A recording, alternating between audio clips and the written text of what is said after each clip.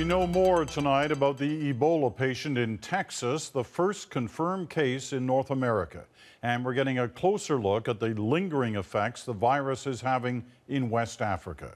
So more answers, but still a lot of questions about Ebola, questions of personal and public safety. In Texas, just how many people were in contact with that Ebola patient before he got to this Dallas hospital?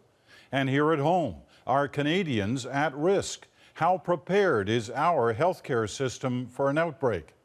And in West Africa, the UN says the number of infected is now more than 7,000, with 3,300 dead. But even it questions the accuracy of those figures. That's where we begin tonight. The World Health Organization says the true spread of the virus in West Africa is being underreported. Many suffering and dying in silence. And as our senior correspondent Adrienne Arsenault found out, the victims are sometimes the ones who live. In the shadow of a house that just lost someone to Ebola, a play of sorts has come to this corner of Monrovia. Health workers hamming it up a bit to keep the curious engaged because they have to be heard. They're telling a story about what to do if someone falls ill, and this could save lives.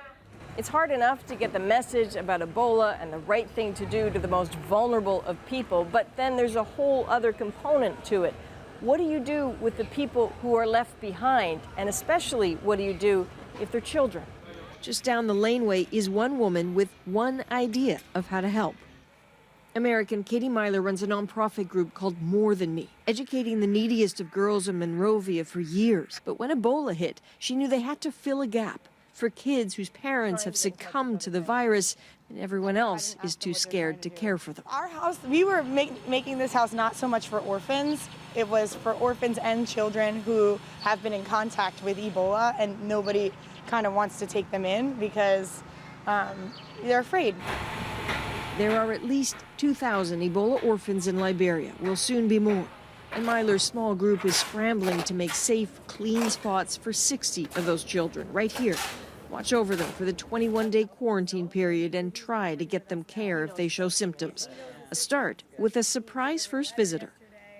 Spotted last week at this, an Ebola survivor ceremony, supposed to be joyous. Myler was watching and couldn't take her eyes off this sad little face.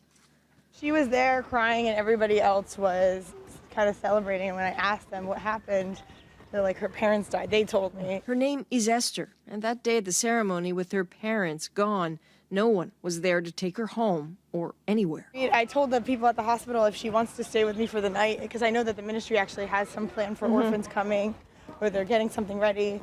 She can stay, she has a place to stay where I'll care for her, love her, and she can have movies. And until the ministry can come and get her. Right. So you're pretty attached. Yeah, I got attached to her. Of course she did. Hello, baby girl. Now young Esther, who says she's 8, maybe more, is only just starting to talk. You like to color? Can we color?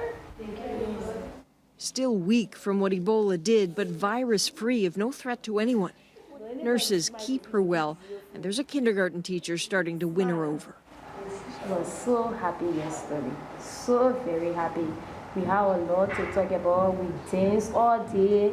She's been to Faya, and she's discovered Esther loves movies. Apparently not the Penguin cartoons. It's Barbie who has her full attention. Whenever she watching Barbie movies, more especially Barbie the Swan Lake, she loves it. Barbie and Swan Lake. Yeah, she loves that movie. Favorite movie. Yeah.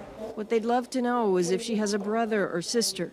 She hasn't opened up about that yet. Maybe the Ministry of Health knows. It's trying to trace family willing to take her. And if it can't find any, then she will be off to an orphanage, potentially soon. Esther may not realize it. Katie Myler can't get it out of her mind. The brutal, honest truth is it's hard. I mean, it's really, really hard. They'll try to stay in touch with her and try to get ready for what could be the arrival of so many more Esthers. Adrienne Arsenault, CBC News, Monrovia.